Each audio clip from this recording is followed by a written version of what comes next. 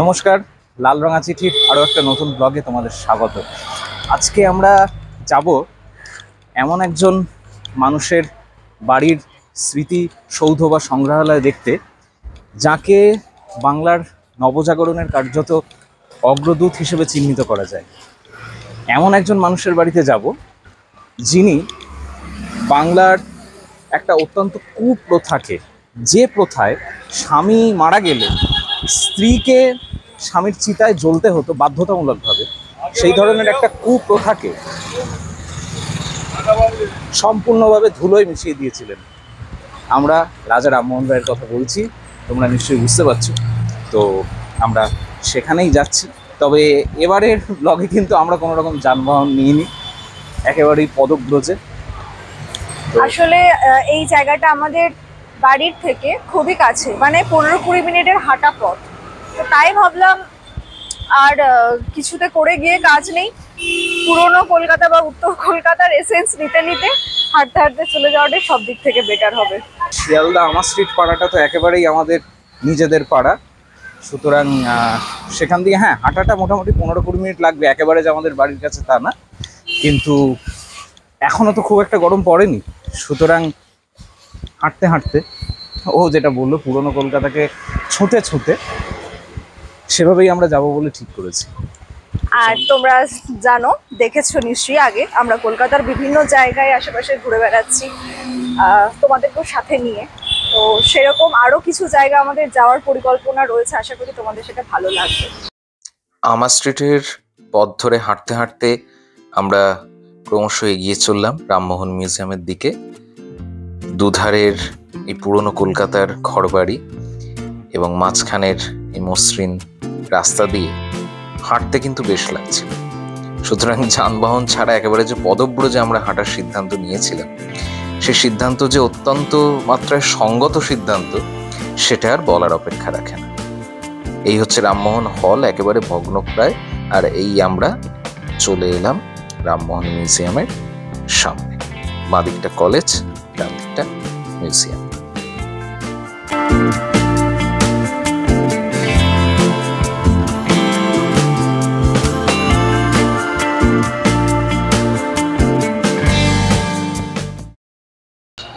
তো আমরা পৌঁছে গেছি রামমোহন মিউজিয়ামের সামনে। আমাদের পেছনে রামমোহন মিউজিয়াম। এবার আমরা ঢুকে যাব, ঢুকে তারপর দুটো তলায় খুব সম্ভবত মিউজিয়ামের সমস্ত সামগ্রী রাখা আছে, তোমাদের একে একে এবার দেখাবো। রামমোহন কলেজের ঠিক পাশে এই মিউজিয়ামটা, একদম লাগোয়া। বিল্ডিংটা একই, বাঁদিকে পড়বে হচ্ছে রামমোহন কলেজ, আর ডান দিকটা মিউজিয়ামের জন্য সংরক্ষিত করে রাখা আছে। চলো ভেতরে যাওয়া যাক। এই হলো বিস্তৃত প্রাঙ্গণ, রামমোহন রায়ের বাড়ি, এবং এটা গাড়ি বারান্দা হিসেবেও অবশ্যই ব্যবহৃত হতো। সেই সময় রামমোহন রায়ের সময় গাড়ি বলতে ঘোড়ায় টানা ফিটান গাড়ির কথাই বলতে হবে।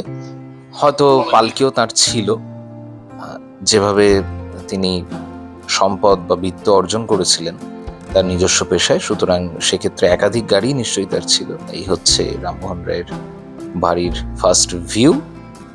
এবার আমরা ভেতরে প্রবেশ করব।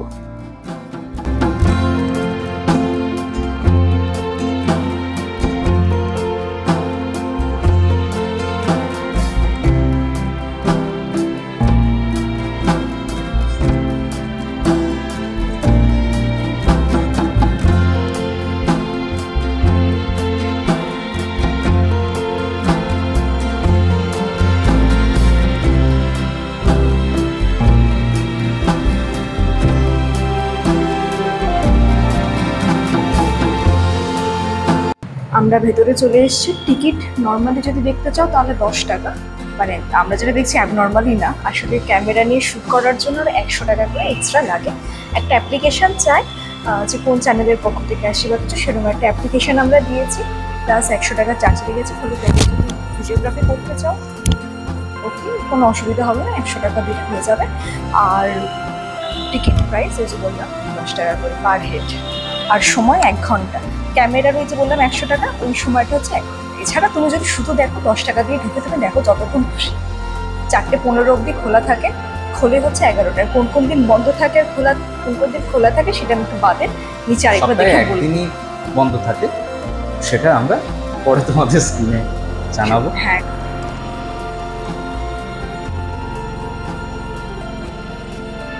এখানে এই যে উপনিষদের মূল মন্ত্র লেখা আছে, অর্থাৎ রামমোহন রায় তিনি যে ধর্মের প্রতিষ্ঠা করেছিলেন তা কিন্তু হিন্দু ধর্মেরই অন্তর্গত।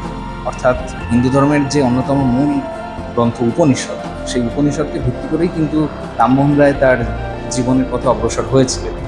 সুতরাং হিন্দু ধর্মেরই একটা অংশ হলো ব্রাহ্ম ধর্ম, এবং সেখানে হিন্দু ধর্মের শাখার নিরাকার সমস্ত রকম প্রভিশন আছে, যে যেভাবে ঈশ্বরকে উপাসনা করতে চায়। তো এবার আমরা পুরো মিউজিয়ামে কী কী আছে সেটা তোমাদের দেখাই। এখানে অনেক ইতিহাস সম্বন্ধে লেখা আছে মিউজিয়ামের চারপাশে। এখানে প্রথম এই সচিত্র বর্ণনা শুরু হচ্ছে রামমোহন রায়ের জন্ম, ইসলামী শাসন যখন শেষ হচ্ছে এবং ব্রিটিশ শাসনের সূত্রপাত, ঠিক সেই যুগ সন্ধিক্ষণেই কিন্তু রামমোহন রায় জন্মগ্রহণ করেছিলেন। এইখানে আমরা দেখতে পাচ্ছি সতীদাহ প্রথা রদ করার বিষয়টা, যে জন্য রামমোহন রায় চিরস্মরণীয় হয়ে থাকবেন। তো সেই কুৎসিত প্রথা, যেখানে একজন নারীকে বাধ্যতামূলকভাবে চিতায় বিসর্জন দেওয়া হতো স্বামীর মৃত্যুর পর, সেই বিষয়টা কিন্তু রামমোহন রায় রদ করেছিলেন তৎকালীন গভর্নর জেনারেল উইলিয়াম বেন্টিংকের তত্ত্বাবধানে। আর এটা খুব সম্ভবত রাজা রামমোহন রায়ের যে পরিবার, তার একটা মানে ফ্যামিলি ট্রি আমরা ইংরেজিতে যেটাকে বলি।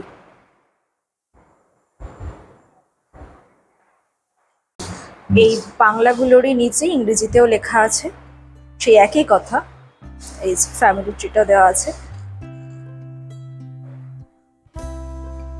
এই পাশটা আমরা পরে যাব, আগে এই ঘরটা আগে দেখে নিই। রামমোহন রায়ের শিক্ষারম্ভ, ধর্মচিন্তার সূচনা, যেভাবে তিনি পাঠ গ্রহণ করতে শুরু করেন, সেই সমস্ত কিছু এখানে বর্ণিত হয়েছে। পাশে পরিভ্রমণে তরুণ রামমোহন রায় যেভাবে দেশ বিদেশে গমন করেছিলেন সে কথা, এবং আগেই বললাম যে তিনি হিন্দু ধর্মের অন্তর্গত উপনিষদ দর্শনে বিশ্বাস করতেন এবং উপনিষদ একেশ্বরবাদ ও পরম ব্রহ্মের তত্ত্বে বিশ্বাসী, নিরাকার উপাসনা। সুতরাং রামমোহন রায় সেই দর্শনে বিশ্বাসী ছিলেন। এছাড়াও আরো বিভিন্ন সচিত্রতার জীবনের ঘটনাগুলি এখানে বর্ণিত হচ্ছে ক্রমান্বয়ে।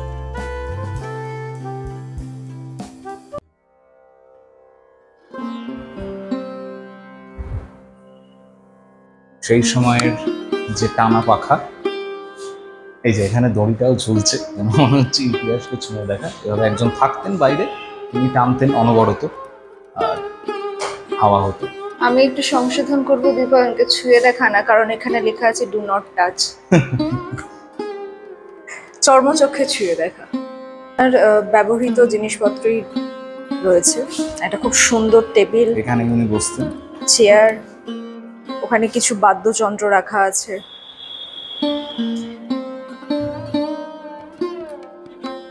এখানে আয়নায় আমাদেরও দেখা যাচ্ছে। এখানে বুকশেলফ, এখানে একটা মুরালস, এটা সতীদাহের মুরালস, যে আগুন জ্বলছে। এটা খুব পপুলার, ইন্টারনেট থেকে শুরু করে ইতিহাস বই সব জায়গাতেই এটা দেখা যায়। এই যে বিভিন্ন ছবি সতীদাহের ওপর।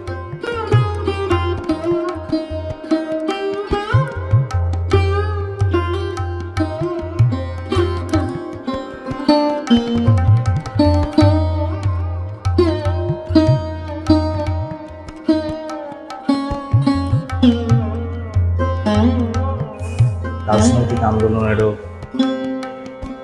জনক হিসেবে রামমোহন রায়কে বলা হচ্ছে।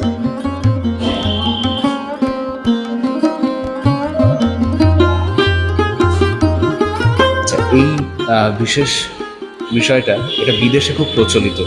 এটা হচ্ছে কোনো মানুষ যখন প্রয়াত হন, তখন তার সমগ্র মুখ থেকে শুরু করে দেহের যতটুকু আমি ছাঁচ তুলতে চাইছি, সেই ছাঁচটা তুলে নেওয়া হয়। ছাঁচটা তুলে সেই ছাঁচটাকে সংরক্ষণ করা হয়। এটাই হচ্ছে রামমোহন রায়ের একদম, তিনি যখন প্রয়াত, সেই ছাঁচটা আর কি, এই যে সেই ছাঁচ। তবে এটা কিন্তু রেপ্লিকা, এটা কিন্তু মূল ছাঁচ নয়। এখানে লেখা আছে who attended Rammohon on his deathbed এখানে মূল ছাঁচটা কোথায় রাখা আছে সেটা আমরা জানি না, কিন্তু অবিকল তারই একটা রেপ্লিকা এখানে রাখা। আর রামমোহন রায় প্রয়াত হয়েছিলেন ইংল্যান্ডের ব্রিস্টলে। তিনি কিন্তু ভারতের মাটি ছুঁতে পারেননি। মোহন রায় মৃত্যুশয্যার একটা ছবি।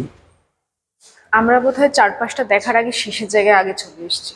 শেষে শুরু, হ্যাঁ, মানে আমরা সরাসরি মৃত্যুতে পৌঁছে গেলাম, মৃত্যুর দিক থেকে এবার একটু এগিয়ে যাই। তার কর্মজীবন, কারণ সেই এখানে তো সময়টা। কোনো দিক নির্দেশনা নেই বা কোনো গাইডও নেই, আমরা নিজেদের দুঃখের মতো- বিষয় হচ্ছে এখানে কোনো লোকও নেই। মানে এটা কলকাতার এত কাছে এরকম একটা জায়গা আছে, অর্ধেক লোক জানে না, যারা জানে তারা দেখতে দেখতে খুব এবং একটা আসে না।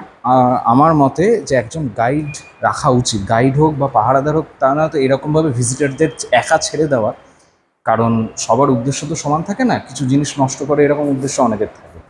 চাই রামমোহন রায় এটা পৈতৃক ভিটে।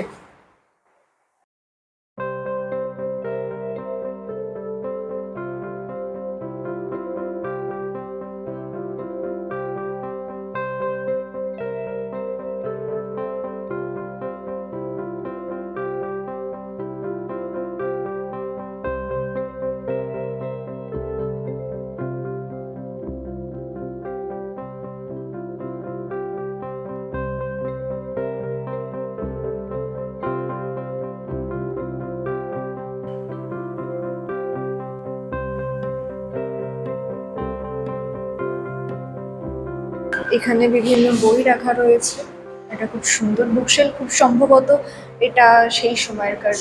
বুকশেলফটা সেই সময়, এই বইগুলো অনেক পরে, এগুলো যেমন সেন্টেনারি এডিশন না রামমোহন রায়ের স্মৃতির উদ্দেশ্যে, কিন্তু এই বইগুলো খুব সম্ভবত রামমোহন রায়েরই ব্যবহৃত বই। তিনি সর্বধর্ম সমন্বয়ে বিশ্বাস করতেন। এখানে বেদ, বাইবেল, কোরআন, বাইবেল সমস্ত আছে। এবং এই বুকশেলফের স্ট্রাকচারটা স্ট্রাকচারটা ভীষণ ইউনিক। ভীষণ ইউনিক।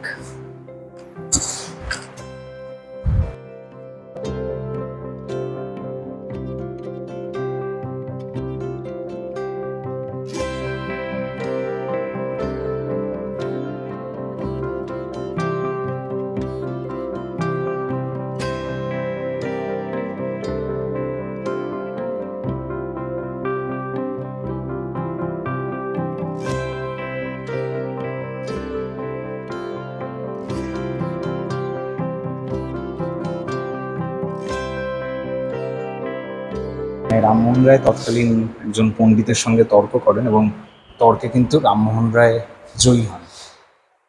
সেটার একটা মূর্তি। এবং আমার খুব ভালো লাগছে এই যে পেছনের ব্যাকড্রপ একটা খুব সুন্দর সেই সময়ের ব্যাকগ্রাউন্ড তৈরি করা হয়েছে ছবির মধ্যে দিয়ে, এবং তার পাশে একটা আলোর প্রজেকশন, গোটা বিষয়টা কিন্তু জীবন্ত হয়ে উঠছে। একদমই তাই। এটাও নিশ্চয়ই সেই সময়কার এই বাড়িতে ব্যবহার করা হতো, এই সুন্দর একটা টেবিল। এখানে ইতিহাসের এরকম বহু জিনিস আছে যেগুলো আমরা ইতিহাস বইতে পড়েছি। আমি জাস্ট 1 বছর আগে আমার পড়াশোনা সম্ভবত ইতি টেনেছি, তো স্টুডেন্ট লাইফের কথা আমার খুব ভালো মনে আছে। সেই মনে থাকার থেকেই আমি বলছি, ইতিহাস বইয়ে শুধু ওই অক্ষরগুলোকে কচকচ করে পড়ে জানা মাথায় ঢোকে, আমার মনে হয় এরকম সচক্ষে এইভাবে জিনিসগুলো সব দেখলে জিনিসটা মনে থেকে যায় এবং পড়াশোনাটাও আরো অনেক ইন্টারেস্টিং হয়ে ওঠে। আমার ইতিহাসের অবস্থা তো খুবই ঢিলে ঢালা, তাই আমার অ্যাটলিস্ট এখন অন্তত এগুলো দেখে মনে হচ্ছে আমি যদি সে সময় দেখতাম হয়তো হতেও পারতো ইতিহাসের ইন্টারেস্ট গ্রো করলো। যাই হোক, হয়েছে ব্রাহ্ম সমাজের বই।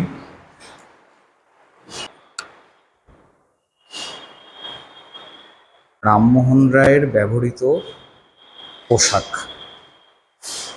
ঐতিহাসিক মূল্য বলাই বাহুল্য অপরিসীম। এখানে আমরা দেখতে পাচ্ছি তিনি যে ওই যে পাগড়ি পরতেন সেরকম, যে জুতো, সে এটা বোঝা যাচ্ছে না। আর এই হচ্ছে খুব দীর্ঘদেহী ছিলেন ভদ্রলোক। আমরা একদমই তাই। আমি পোশাকটা দেখে ভাবছি, আমরা তো সামনেটাতেই দাঁড়িয়ে আছি, মানে আমার বোধহয় হাইটের কি বলবো না, তোর হাইটের থেকে বেশি হবে সেটা খুবই স্বাভাবিক, আমার থেকেও বেশি, মানে প্রায় 6 ফুট ছিলেন অনেকটা সম্ভবত। অনেকটা হাইট। এবং এই যে জব্বাটা আমরা দেখছি, এটা নিশ্চয়ই একেবারে পায়ের ওপর লুটিয়ে পড়তেন না, পা থেকে একটু উঁচু থাকতো, তার মানে ওনার হাইট মোটামুটি 6 ফুট বা 6 ফুট 1 এইরকম ছিল। এই একটা অসাধারণ জায়গায় হাঁটতে হাঁটতে রামমোহন কলেজ। কলেজটা বোঝাই যাচ্ছে যে অনেক পরে হয়েছে, তার কারণ সেই ব্রিটিশ আমলের বাড়ির এই যে স্ট্রাকচার আর এই এখনকার স্ট্রাকচার, এই একেবারে আকাশ পাতাল তফাৎ। আমরা অবশ্যই ব্রিটিশদের সমালোচনা করব, কিন্তু তাদের স্থাপত্য শৈলী যে খুবই ভালো ছিল এই বিষয়ে কোনো সংশয়ের অবকাশ থাকে না।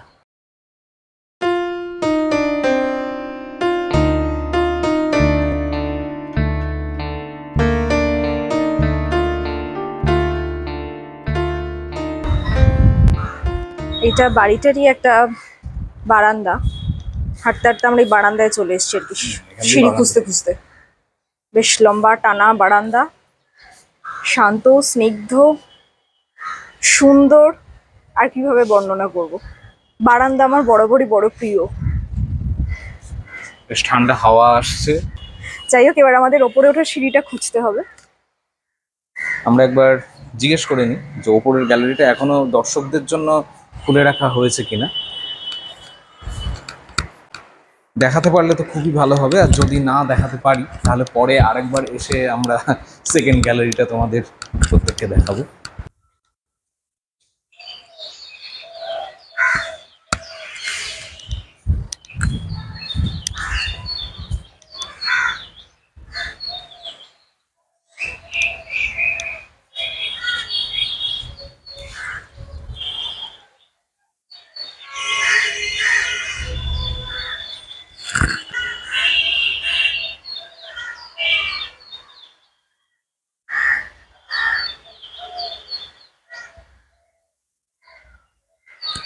তো রাজা রামমোহন রায়ের বাড়ি এবং তার সংগ্রহশালা তোমাদের তো দেখালাম, কেমন লাগলো সেটা তো অবশ্যই জানাবে।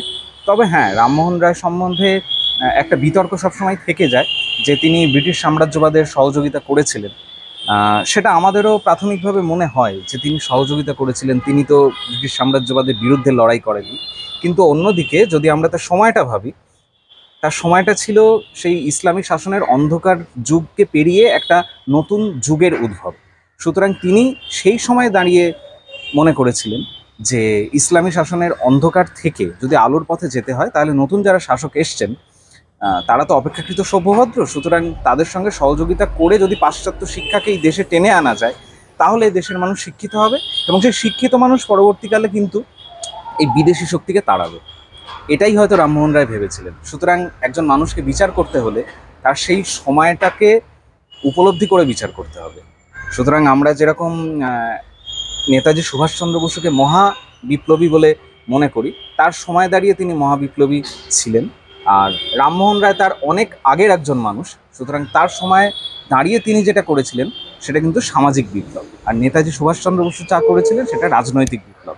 সুতরাং এই দুজন মানুষ কিন্তু সম উচ্চতায় আসীন হয়ে থাকেন।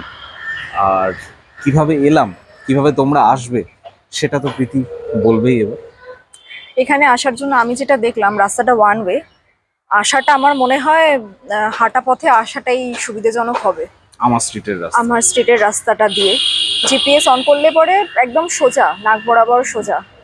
আর ফেরার পথে অসুবিধা কিছু হওয়ার কারণ নেই, কারণ এখান দিয়ে প্রচুর বাস যায়, 240 যায়, 46 যায়। আমি এই দুটো বাসকে দেখেছি এখান দিয়ে পাস করতে। তো সেটার থেকেই মানে সেই বাসেই তোমরা শিয়ালদাতে স্টেশনের কাছে চলে যেতে পারবে। আর শিয়ালদায় কিভাবে আসতে হবে সেটা তো সবাই জানে, সেটা নতুন করে কি বলবো। শুধু মনে রাখবে আমার স্ট্রিট ধরে একেবারে নাক বরাবর হাঁটতে হবে। 10-15 মিনিটের হাঁটা কিচ্ছু না, তবে প্রত্যেককে বলবো যে অত্যধিক গরম পড়ার আগে চলে এসো, কারণ এই 15 মিনিট হাঁটা যদি তোমরা মে-জুন মাসে হাঁটতে যাও তাহলে কিন্তু বড়ই অসুবিধা হবে। আমরা সেকেন্ড ফ্লোরটা দেখাতে পারলাম না, ওখানে কিছু কনস্ট্রাকশনের কাজ চলছে। সুতরাং আশা করছি তোমরা যখন আসবে, যদি 1-2 মাস পরে এসে থাকো বা আরো পরে এসে থাকো, তখন খোলা পাবে। তো আমরা পরে আরেকবার আসবো। যিনি তত্ত্বাবধায়ক ছিলেন তিনি বললেন 22শে মে সম্ভবত ওপেন হবে, সম্ভবত। সুতরাং দুটো ফ্লোরের গ্যালারি দেখতে গেলে কিন্তু জুন মাসের আগে আসলে দুটো গ্যালারি দেখতে পাবে না। আমরা যেটা দেখালাম সেটা তোমরা দেখতে পাবে। একদমই তাই। তো অবশ্যই লালরঙা চিঠির পাশে থাকবে, অবশ্যই গতে বাঁধা কথা। আর লাইক, কমেন্ট, শেয়ার, সাবস্ক্রিপশন অবশ্যই চাই। রামমোহন রায়ের স্মৃতিও অটুট থাকুক এবং আমাদের বিপ্লবী শ্রেষ্ঠ নেতাজি সুভাষচন্দ্র বসুর স্মৃতিও অটুট থাকুক। এক একটা সময় দাঁড়িয়ে যেন আমরা এক একজন মানুষকে উপলব্ধি করি।